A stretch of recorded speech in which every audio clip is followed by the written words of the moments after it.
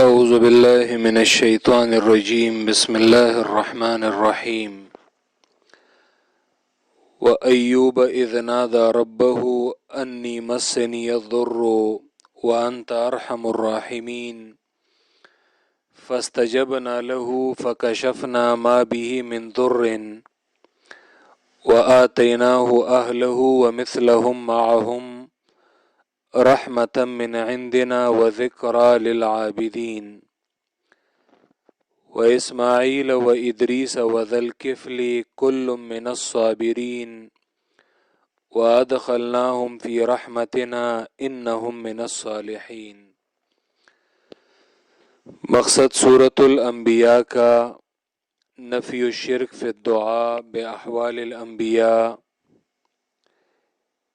شرک فی الدعاء کی نفی کی جاتی ہے پیغمبروں کے احوال کے ذریعے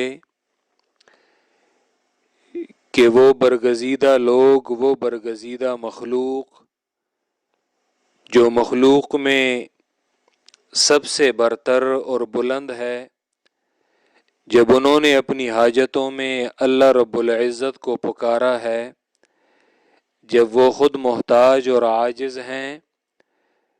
تو ثابت ہوا کہ یہ اللہ کے بغیر کوئی پکار کے لائق نہیں اور اللہ کے بغیر کوئی حاجت روا اور مشکل کشا نہیں۔ سورت کو ہم آسانی کے لیے 6 ابواب میں تقسیم کرتے ہیں۔ باب اول آیت نمبر 15 تک، باب دوم آیت نمبر 16 سے 29 تک جس میں زواجر دیے گئے مشرکین کو، باب سوم آیت نمبر 30 سے آیت نمبر 47 تک جس میں دلائل عقلیہ ذکر کیے گئے توحید پر، مقاصد اربعہ کے انکار پر زواجر دیے گئے۔ یہ چوتھا باب ہے، آیت نمبر 48 سے شروع ہے، جس میں سورت کے مقصد پر پیغمبروں کے احوال یہ بیان کیے جاتے ہیں۔ یہاں تک ہم نے 7 پیغمبروں کے احوال یہ پڑھے ہیں کہ جو اللہ کے سامنے حاجتوں میں اور تکالیف میں انہوں نے اپنی فریاد پیش کی ہے۔ موسیٰ علیہ السلام، ہارون علیہ السلام، ابراہیم علیہ السلام، لوط علیہ السلام، نوح علیہ السلام، داؤد اور سلیمان علیہ السلام۔ اب ان آیات میں یہ 8واں پیغمبر ہے حضرت ایوب علیہ السلام،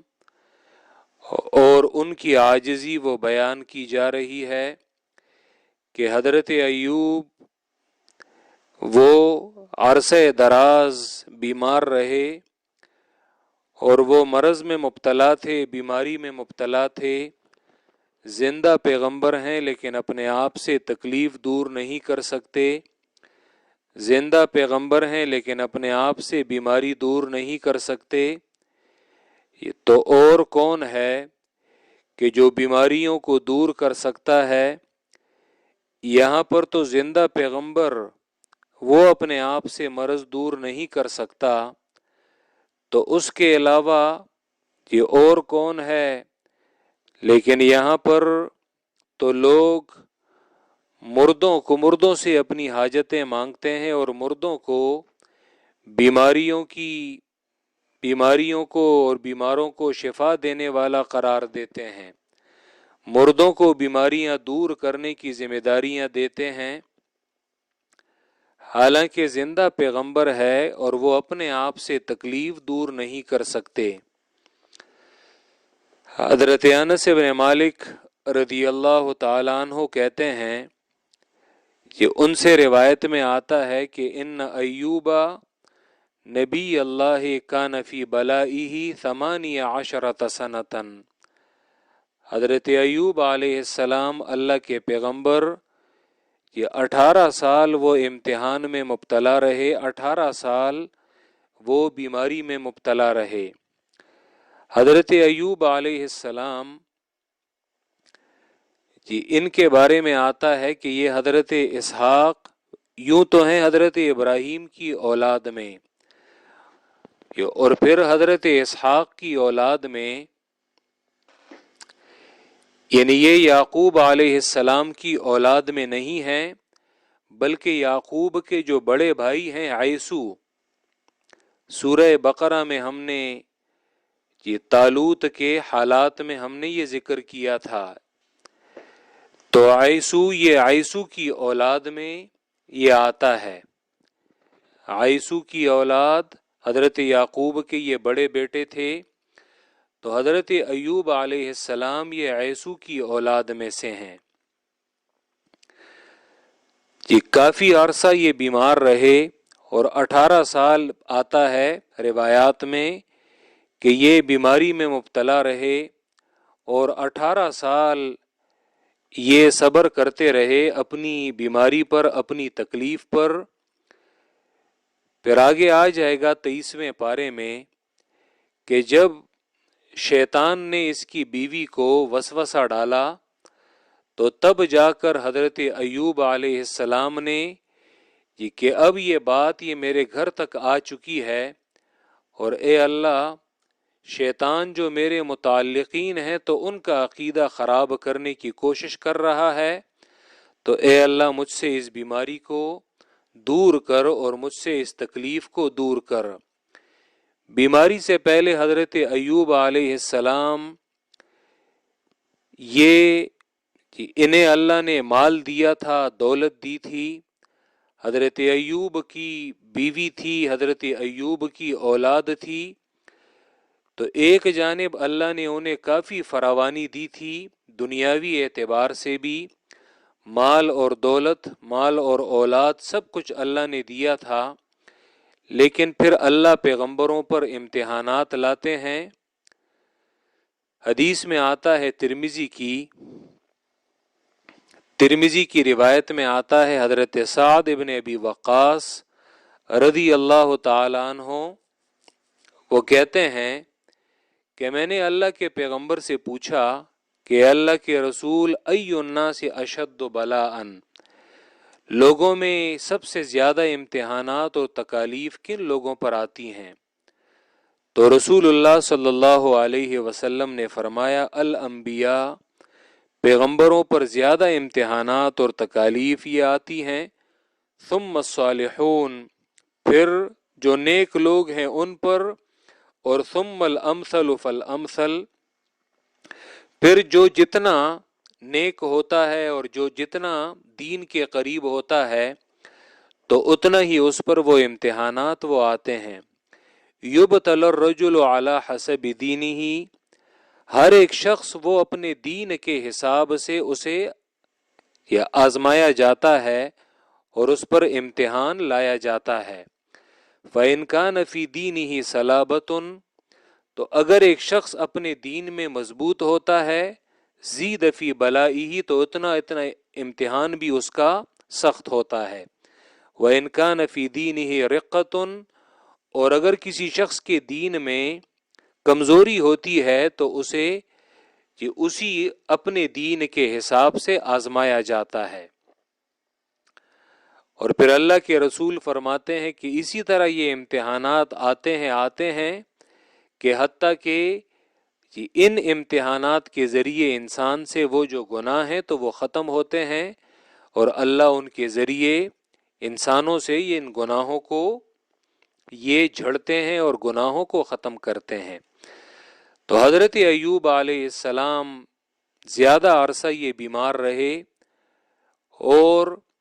پھر 18 سال کے بعد جب انہوں نے اللہ سے فریاد کی ہے کہ اے اللہ، اور صبر ایوب یہ بھی محاوروں میں مشہور ہے، تو 18 سال بعد جب شیطان نے پھر اس کی بیوی کو وسوسے ڈالے، تو حضرت ایوب علیہ السلام نے تب جا کر پھر اپنی تکلیف اور اپنی فریاد اللہ کے سامنے پیش کی ہے،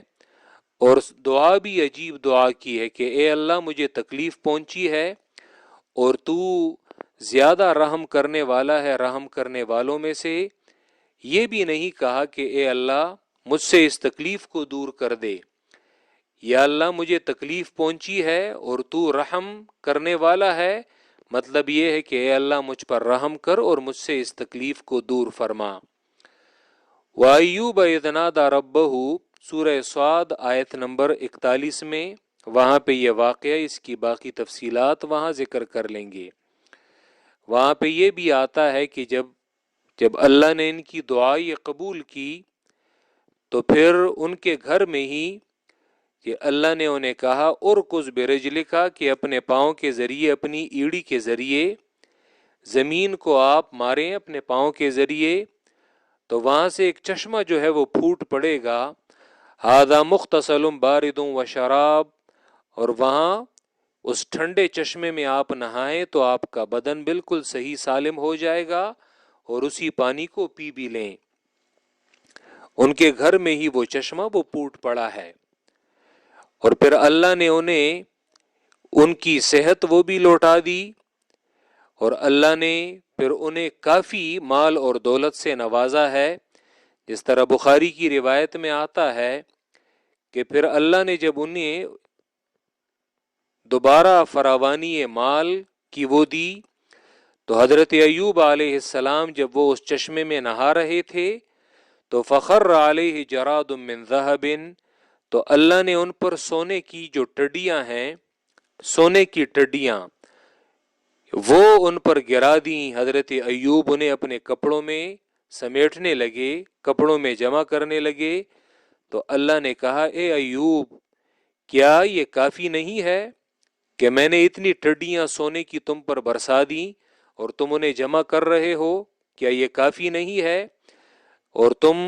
یعنی زیادہ کو اسے جمع کر رہے ہو؟ تو اس نے کہا بلا و عزتک، اے اللہ تیری عزت کی قسم، لیکن تیری برکت سے اگر تو کسی کو برکت دیتا ہے، کسی کو زیادہ مال دیتا ہے، تو اس سے میں کیسے بے پرواہ ہو سکتا ہوں؟ یہ تو آپ کی رحمت ہے کہ جو آپ مجھے دے رہے ہیں، تو اس سے میں کیسے بے پرواہ اور مستغنی ہو سکتا ہوں؟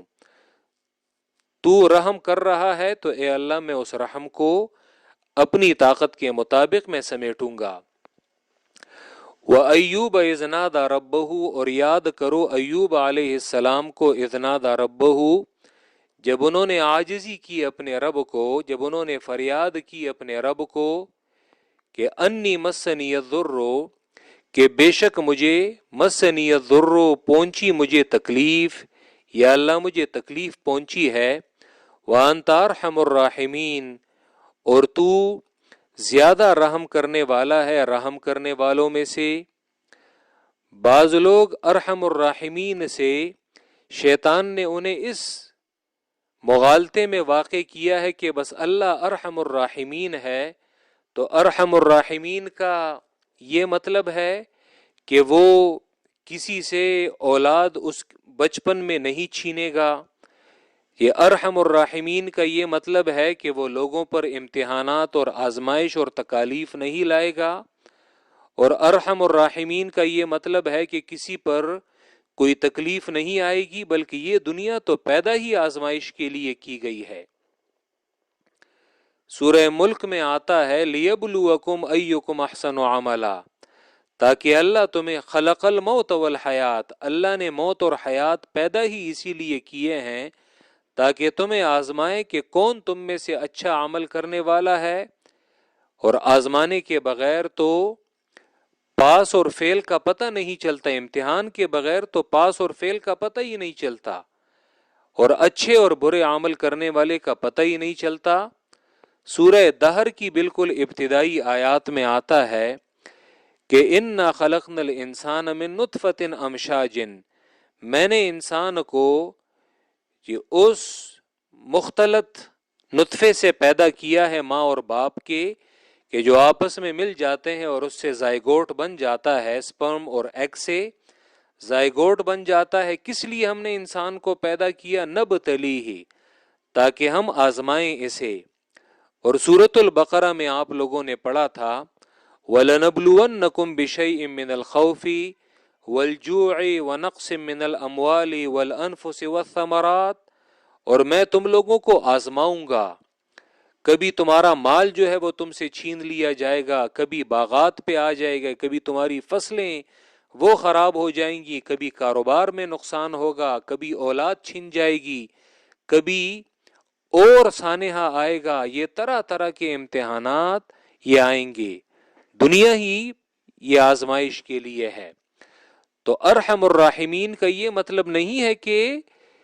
یہ اللہ ارحم الراحمین ہے اور وہ انبیاء کو آزماتا ہے، انبیاء پر تکالیف کو لاتا ہے،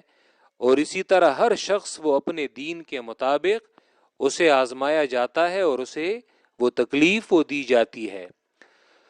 وَأَيُّوبَ إِذْ نَادَىٰ رَبَّهُ، اور یاد کرو ایوب علیہ السلام کو جب انہوں نے فریاد کی اپنے رب کو کہ بے شک مجھے پہنچی ہے مجھے تکلیف، وَأَنْتَ أَرْحَمُ الراحمین۔ پھر اس تکلیف کی وضاحت کیا ہے؟ تو بعض لوگوں نے یہاں پر پھر اسرائیلیات سے قصے کہانیاں لی ہیں کہ حضرت ایوب کے بدن میں کیڑے پڑ گئے تھے، اور جب اس سے وہ کیڑا وہ گر جاتا تھا تو اس کیڑے کو وہ اٹھاتا دوبارہ بدن میں وہیں پہ رکھ دیتا۔ یاد رکھیں پیغمبروں کے بدن وہ ان کی موت اور وفات کے بعد کہ اسے زمین نہیں کھا سکتی، زمین اسے خراب نہیں کر سکتی، تو زندگی میں ان پر یہ ایسی بیماری اللہ کبھی نہیں لاتے کہ لوگوں کو ان سے گھن آئے، لوگوں کو ان سے کراہت محسوس ہو۔ پیغمبروں پر اللہ ایسی تکالیف اور ایسی بیماریاں وہ نہیں لاتے۔ اسی لیے مفسرین نے یہاں پہ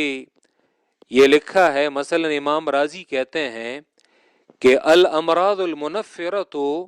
علی الانبیاء غیر جائزہ، یہ ایسے مرض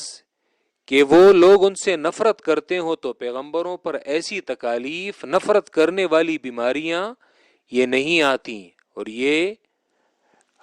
اللہ انہیں ایسی بیماریوں میں مبتلا نہیں کرتے۔ اسی طرح روح المعانی میں امام سید محمود آلوسی کہتے ہیں لا اعتقد صحت ذلک، یہ جو قصے کہانیاں ایوب کے بارے میں مشہور ہیں تو ان کی صحت پر میں یقین نہیں کرتا۔ تفسیر قرطبی کہتے ہیں فہذا بعید جدا، یہ تو نہایت صحت سے دور بات ہے، یحتاج الی نقل صحیح، اس کے لیے صحیح روایت کی ضرورت ہے کہ اس کی سند وہ درست ہو۔ اور اسی طرح یہ اسرائیلیات ہیں اور پیغمبروں پر اللہ ایسی بیماریاں وہ نہیں لاتے، بلکہ سنن کی کتابوں میں آتا ہے، یہ ابو داؤد میں، نسائی میں، ابن ماجہ میں، ان کتابوں میں آتا ہے کہ ان اللہ حرم علی الارض ان تاکل اجساد الانبیاء، اور اللہ نے زمین پر اس چیز کو بند کیا ہے، اور اللہ نے زمین پر اس چیز کو منع کیا ہے، حرام کیا ہے کہ وہ پیغمبروں کے بدن کو وہ کھائے۔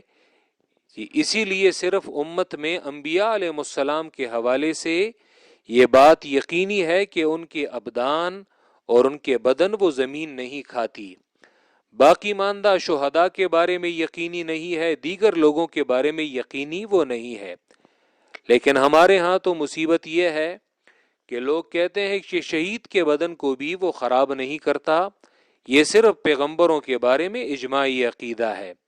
باقی ماندہ دیگر لوگوں کے بارے میں یہ یقینی طور پر یہ ثابت نہیں ہے۔ کبھی کبھی اللہ کسی کافر کے بدن کو بھی صحیح سالم رکھ لے، کسی کا بدن صحیح سالم ہونا یہ اس کے کرامت کی نشانی نہیں ہے۔ کبھی ایک شہید کا بدن وہ خراب نہیں ہوا، کبھی ایک شہید کا بدن زمین اسے کھا چکی ہوگی تو تم یہ نہیں کہو گے کہ یہ شہید نہیں تھا، اسی لیے تو زمین اس کے بدن کو کھا گئی ہے، بلکہ وہ بالکل ذرہ ذرہ اور مٹی ہو چکا ہوگا۔ اور عین ممکن ہے کہ کبھی ایک منافق کے بدن کو بھی اللہ صحیح سالم رکھ لے، لیکن یہاں پہ تو ہمارے لوگوں نے ایسے نظریات اور عقیدے بنا لیے ہیں، کبھی کہیں پہ اگر قبر کھودی جائے اور وہاں پہ کسی کی لاش وہ صحیح سلامت بدن کے ساتھ نکل آئے تو فوراً نظریہ بنا لیتے ہیں کہ یہ تو پکا ولی ہے۔ او اللہ کے بندے، کسی کا بدن صحیح سالم نکل آنا یہ کسی کے ولی ہونے کی نشانی نہیں ہے، اور کسی کا بدن کھا جانا یہ اس کے کوئی فاسق ہونے کی نشانی نہیں ہے۔ یہ صرف پیغمبروں کے بارے میں امت کا اجماعی عقیدہ ہے۔ وَأَيُّوبَ إِذْ نَادَىٰ رَبَّهُ، اور یاد کرو ایوب علیہ السلام کو جب انہوں نے فریاد کی اپنے رب کو کہ بے شک پہنچی ہے مجھے تکلیف، وَأَنْتَ أَرْحَمُ الرَّاحِمِينَ، اور تو بہت رحم کرنے والا ہے رحم کرنے والوں میں سے۔ فَاسْتَجَبْنَا لَهُ، تو ہم نے قبول کی، لہو ان کے لیے ان کی فریاد، تو ہم نے قبول کی ان کی فریاد کو، حضرت ایوب کی فریاد کو ہم نے قبول کیا۔ فَكَشَفْنَا مَا بِهِ مِن ضُرٍّ، تو ہم نے دور کیا ما وہ بھی جو اس پر تھا، من ضرٍ تکلیف میں سے، تو ہم نے اس سے ان کی تکلیف کو دور کر دیا، اس بیماری کو ہم نے دور کر دیا۔ وَآتَيْنَاهُ وَأَهْلَهُ،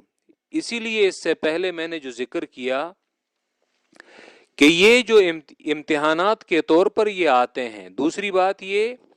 کہ اللہ قادر ہے اور اللہ اپنے بندوں کو آزماتا ہے، اسی لیے کوئی اللہ سے یہ نہیں پوچھ سکتا کہ تم بندوں کو کیوں آزماتے ہو۔ جی ایک تو آسان جواب یہ ہے، اور دوسری بات یہ کہ مسلمانوں پر جو تکالیف آتی ہیں تو صحیح بخاری کی روایت میں آتا ہے، صحیح بخاری کی روایت میں آتا ہے، ام المومنین عائشہ رضی اللہ تعالی عنہ فرماتی ہیں کہ اللہ کے رسول نے فرمایا، ما من مصیبت تصیب المسلم، کہ کسی مسلمان کو کوئی بھی مصیبت پہنچے، الا کفر اللہ بہا عنہ، مگر اللہ اس سے گناہوں کو دور کرتے ہیں، یعنی حتی الشوکۃ یشاکھا، یہاں تک کہ اگر اسے کوئی کانٹا بھی کاٹے تو اس کے ذریعے بھی اللہ اس سے وہ تکالیف اور گناہوں کو دور کرتا ہے۔ اسی طرح دوسری روایت میں، اسی کے بعد والی روایت میں بخاری میں آتا ہے، یہ ابو سعید الخدری اور ابو ہریرہ کہتے ہیں کہ اللہ کے رسول نے فرمایا کہ کسی مسلمان کو اگر کوئی تھکاوٹ پہنچے، ما یصیب المسلم من نصب، کوئی تھکاوٹ پہنچے، اسی طرح ولا ہم، اسے کوئی غم پہنچے، ولا حزن، اور ہم اور حزن، ہم وہ ہے کہ بلا وجہ انسان پریشان ہو، ولا حزن، اور کوئی سبب معلوم ہو اس غم کا، ولا اذن، کوئی تکلیف، ولا غم، کوئی پریشانی، حتی الشوکۃ یشاکھا، یہاں تک کہ اگر کانٹا اسے کاٹے، الا کفر اللہ بہا من خطایاہ، تو اللہ اس سے اس کے گناہوں کو، اس کے گناہوں کو اللہ اس کے ذریعے وہ معاف کرتے ہیں، اور اللہ اس کے گناہوں کو جھڑتے ہیں ان تکالیف کے ذریعے۔ فاستجبنا لہ، تو ہم نے فریاد قبول کی ان کی، فکشفنا ما بہ من ضر، تو ہم نے دور کیا وہ جو ان پر تھا، من ضر تکلیف میں سے، وآتیناہ اہلہ، اور دیا ہم نے اسے، اہلہ اس کا کنبہ، اس کے اہل و عیال، ومثلہم معہم، پھر اس میں اللہ نے ان سے وہ اہل وہ لیا تھا۔ پھر اس میں مختلف اقوال ہیں، بعض اقوال یہ ہیں کہ اللہ نے ان کو زندہ کر دیا، بعض یہ ہیں کہ اللہ نے انہیں مزید، پھر انہوں نے شادی کی اور مزید ان کی اولاد میں اللہ نے برکت ڈالی۔ جو بھی ہو، یہاں پر جو اصل مقصود ہے وہ واقعے سے کہ زندہ پیغمبر ہے لیکن اپنے آپ سے تکلیف کو دور نہیں کر سکتے اور اللہ کے محتاج ہیں۔ وَآتَيْنَاهُ أَهْلَهُ، اور دیا ہم نے انہیں، اہلہ ان کا خاندان، ان کا کنبہ، وَمِثْلَهُمْ مَعَهُمْ، وَمِثْلَهُمْ اور ان کی مانند، معہم ان کے ساتھ، یعنی ان کے ساتھ اور بھی، یعنی اللہ نے جو ان سے لیا تھا تو اس کی طرح اللہ نے اور بھی عطا کر دیا، یعنی دگنا عطا کیا اللہ نے۔ رحمتم من عندنا، یہ سب کچھ ہم نے کیوں کیا، یہ تکلیف ہم نے ان سے کیوں دور کی، رحمتم من عندنا، رحمت کے لیے، من عندنا اپنی طرف سے، یہ ہماری طرف سے رحمت تھی، وذکرى اور نصیحت کے لیے، للعابدین عبادت کرنے والوں کے لیے، عبادت کرنے والوں کے لیے یہ ایک بہت بڑی نصیحت تھی۔ کیسی نصیحت تھی؟ کہ اللہ اپنے نیک بندوں کو آزماتے ہیں، اور جو اللہ کو جتنے زیادہ محبوب ہوتے ہیں اپنے بندوں کو، تو دنیا میں طرح طرح کی مشکلات، تکالیف ان پر آتی ہیں، ان کے بدن پر بھی آتی ہیں، ان کے اہل و عیال پر بھی آتی ہیں، مال پر بھی آتی ہیں۔ یہ سب کچھ یہ امتحان کے لیے ہوتا ہے، اور تاکہ وہ صبر کریں حضرت ایوب کی طرح، اور اسی طرح اللہ پر یقین رکھیں اور اللہ سے اس کی اجر کی امید رکھیں، تاکہ اللہ انہیں بھی یہ ان لوگوں میں شامل کرے کہ جس طرح حضرت ایوب کا یہاں پہ ان کے صبر کا وہ تذکرہ کیا ہے۔ وَذِكْرَى لِلْعَابِدِينَ، یعنی یہ واقعہ کچھ ایسے لیے نہیں تھا کہ اس سے کوئی عبرت جو ہے وہ حاصل نہ کیا جائے، بلکہ یہ عبرت کے لیے ہے۔ رحمتاً من عندنا، یہ مہربانی تھی من عندنا ہماری طرف سے، وذکرا اور نصیحت کے لیے، للعابدین عبادت کرنے والوں کے لیے، واسماعیل اور یاد کرو اسماعیل علیہ السلام کو، یہ 9واں 10واں اور 11واں پیغمبر، واسماعیل و ادریس و ذی الکفل، اور یاد کرو اسماعیل علیہ السلام کو، ادریس علیہ السلام کو اور ذی الکفل کو، کل من الصابرین، یہ سب تھے صبر کرنے والوں میں سے، دین پر استقامت اختیار کرنے والوں میں سے، وادخلناہم فی رحمتنا، اور ہم نے داخل کیا تھا انہیں اپنی رحمت میں، انہم من الصالحین، بے شک تھے وہ نیکوکاروں میں سے، بے شک تھے وہ نیک لوگوں میں سے۔ وَأَيُّوبَ إِذْ نَادَى رَبَّهُ، اور یاد کرو ایوب علیہ السلام کو جب انہوں نے فریاد کی اپنے رب کو کہ بے شک پہنچی ہے مجھے تکلیف، اور تو زیادہ رحم کرنے والا ہے رحم کرنے والوں میں سے، تو ہم نے قبول کی ان کی فریاد کو، تو ہم نے دور کی وہ جو ان پر تھی، من ضر تکلیف میں سے، وَآتَيْنَاهُ أَهْلَهُ، اور دیا ہم نے انہیں أَهْلَهُ انہیں ان کا کنبہ، وَمِثْلَهُمْ مَعَهُمْ، اور ان کی مانند، معہم ان کے ساتھ، رحمتاً من عندنا، یہ رحمتاً اور ذکرہ دونوں مفعول لہو ہیں۔ یہ کیوں ہم نے کیا؟ رحمت کے لیے، من عندنا اپنی طرف سے، تاکہ میں اپنے بندوں پر اسی طرح رحم کروں جو مجھ پر یقین اور اعتماد کرے، وذکرى للعابدین، اور نصیحت کے لیے عبادت کرنے والوں کے لیے، اور یاد کرو اسماعیل علیہ السلام کو اور ادریس کو، وذی الکفل اور ذی الکفل کو، کل من الصابرین، یہ سب تھے صبر کرنے والوں میں سے، اور ہم نے داخل کیا تھا انہیں اپنی رحمت میں، انہم من الصالحین، بے شک تھے وہ من الصالحین نیک لوگوں میں سے۔ تو یہاں تک یہ 11 پیغمبر یہ گزر گئے، اور ان کی جو مشکلات اور تکالیف، اور ان تمام کا خلاصہ آیت نمبر 90 میں وہ نکالا جائے گا کہ یہ سارے غمی اور خوشی میں صرف اللہ ہی کو پکارتے تھے۔ وآخر دعوانا ان الحمد للہ رب العالمین۔